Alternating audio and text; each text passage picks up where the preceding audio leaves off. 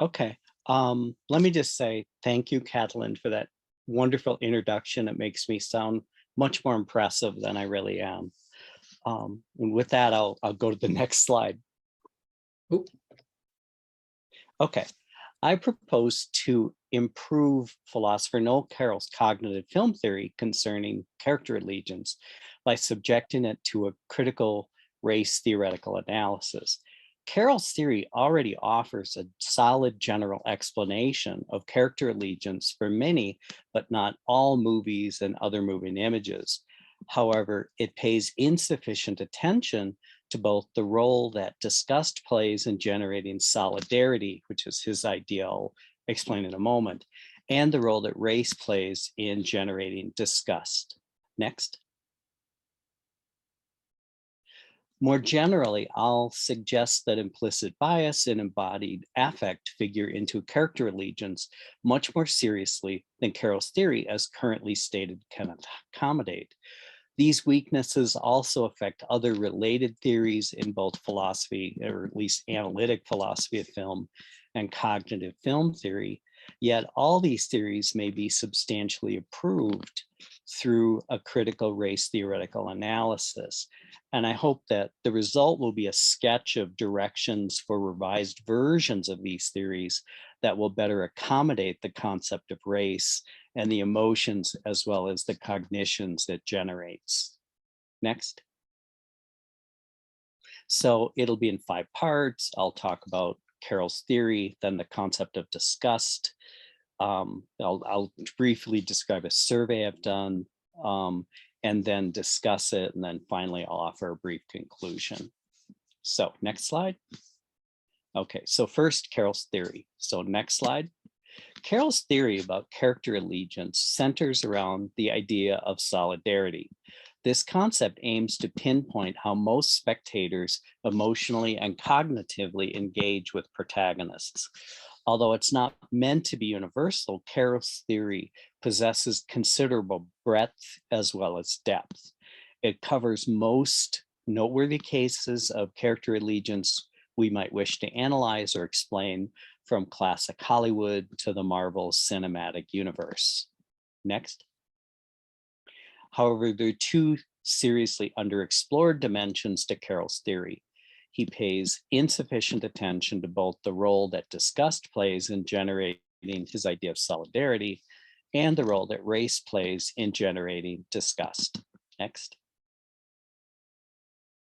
While I do not question the general thrust of Carroll's theory, I want to bring attention to certain underexamined elements concerning how disgust plays a more frequent and substantial role in generating character engagement than his theory as currently stated can predict, and how many instances crucially use race in order to generate disgust. Next. For Carroll, solidarity involves a involves a feeling of us versus them. And this is key. So he says, quote, "We're not only prompted emotionally to embrace the good people in a movie as members of a generic us. Their opponents belong to them," end quote. The latter are, quote, "usually presented as people we hate, indeed often love to hate," end quote. And he also says we feel antipathy, that is extreme dislike or aversion toward them. Next. Antagonists in moving images are presented as morally blemished with noxious traits and are generally repulsive. And these are all terms that Carroll uses specifically. And he says that such characters typically elicit audience responses of, quote, anger, indignation, hatred, and sometimes even moral disgust, end quote.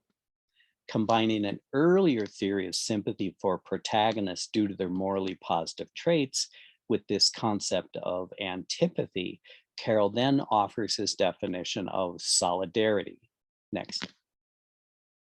Quote, "The complex emotive relation of sympathy for the protagonists plus antipathy for the antagonists," end quote. Through this complex emotive relation, Carroll argues that, quote, "this is the psychological condition that most motion pictures strive to raise in audiences," end quote. It is viscerally felt, as he says, and that is to say, it is an embodied feeling, it is not conscious, and not a high-level cognitive phenomenon. Next. So now I'll talk about the concept of disgust. Philosopher Daniel Kelly notes that cognitive scientists now typically describe disgust as a powerful reflex-like affective response that is triggered automatically, typically non-consciously, and with its standard responses clustered together. Another noteworthy trait that Kelly underscores is disgust's moral dumbfounding effect, following Jonathan Haidt and Schnall and a number of other psychologists. Next. So to talk about moral dumbfoundingness with regard to disgust, it means that assessments rooted in disgust can persist even when good reasons or evidence for them have been decisively refuted. Moreover, what Kelly does, he develops a theory to distinguish between core disgust and moral disgust by developing an evolutionary theory to explain how moral disgust arose as a clumsy, inelegant, piecemeal response from core disgust at bad food and poisons and so on and so forth. Next. This evolutionary development of moral disgust resulted from a need by early humans to clearly distinguish between in-group and out-group members. One result of Kelly's theory then is that it can explain how disgust can be easily racialized, that is, as disgust at out-group members on the part of an in-group. Next. Our reactions to social, cultural, and moral norm violations thus came to be modulated through the oversensitive, better safe than sorry, ultimately unreliable disgust response.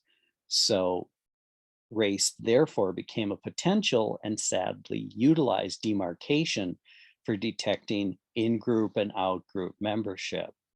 Thus, Kelly's theory explains how racism can evolve and even arise from moral disgust. And Kelly's theory is something I'll use through the remainder of the presentation.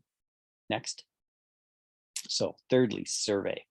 So based on these ideas of antipathy and solidarity and racialized disgust, I performed an extended viewing survey of Westerns, colonial adventure films, war movies, Arab antagonist movies, and revenge films for possible instances of racialized disgust.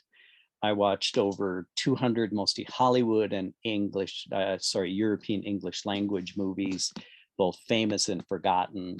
And I surveyed over 10,000 movies through secondary scholarship. So next. Just to give you an idea, I looked at 300, Apocalypse Now, A Fistful of Dollars, Casablanca, The Searchers, Red River, the World War II movie, Wake Island, and Sahara, Bengal Brigade, and Taken, and lots of others.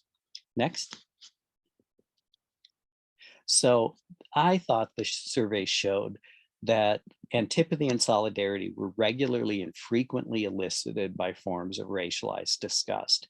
And just to give you a couple quick examples, 300 depicts its antagonists, the Persians, as morally disgusting by characterizing them as decadent, effeminate, and darker in terms of skin tone than the film's ancient Greek protagonists. Apocalypse Now depicts its Vietnamese opponents as even more obsessed with brutal violence than its American soldier protagonists. Next. And it also depicts its Vietnamese antagonists as morally disgusting in other ways and often racially denigrates them through various racial slurs. A Fistful of Dollars, the spaghetti Western, depicts its antagonists as morally disgusting by making them gun runners and sellers of whiskey to Native Americans, and therefore as betrayers of whiteness, and as the film literally says, as scum. And therefore they turn out to be far worse than the white anti-hero antagonist played by Clint Eastwood. The Searchers operates by depicting its Native American antagonists as morally disgusting, by characterizing them as even more warlike and savage and brutish than its white protagonists.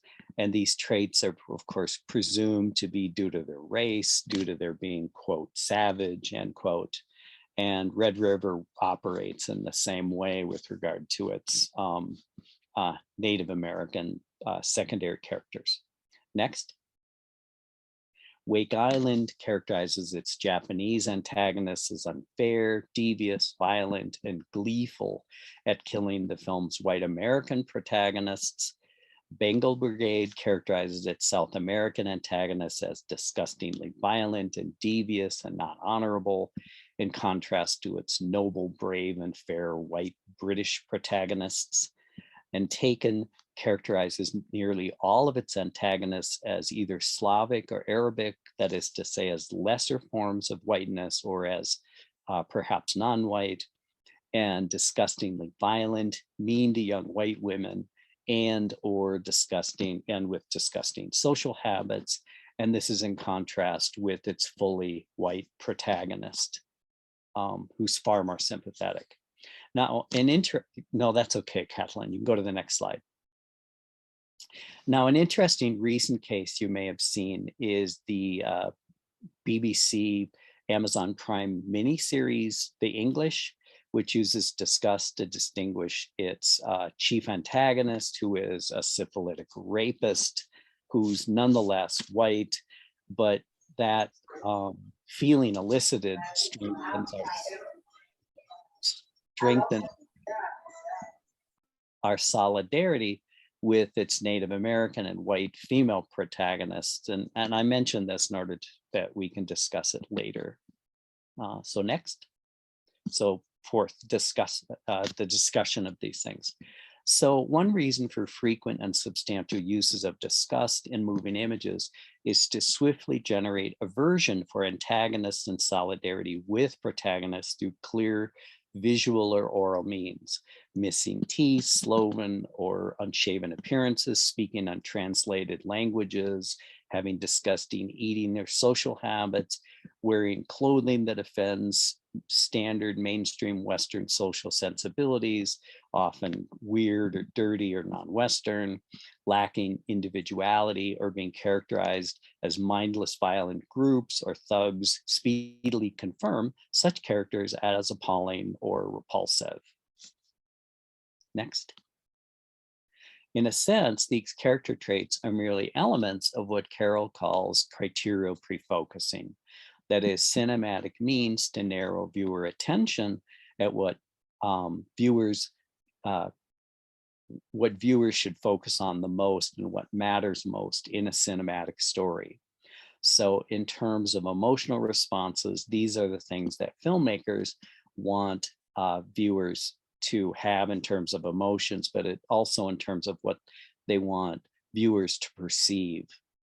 So with regard to solidarity, these traits, these racialized traits that I'm arguing are evident in lots of films, mean that viewers focus narrowly on the badness of antagonists and on the goodness of the protagonists in reaction. Next. However, race in the guise of ethnic foreignness or racial otherness often functions as a boon in generating solidarity, especially for many white American audiences and those in white-dominated cultures, where xenophobia and antagonism toward former enemies, subjects, or opponents remain strong and are frequently tinged with racism or racialized ethnic prejudice, albeit now typically in the form of implicit biases. But nonetheless, what that means is race and ethnicity typically place such characters virtually automatically in the category of them for these viewers. Next. As examples from the 5 film genres survey attest, disgust plays a surprisingly prominent role in creating antipathy and solidarity. And race is a crucial, standard, and seriously underestimated factor in generating those sentiments.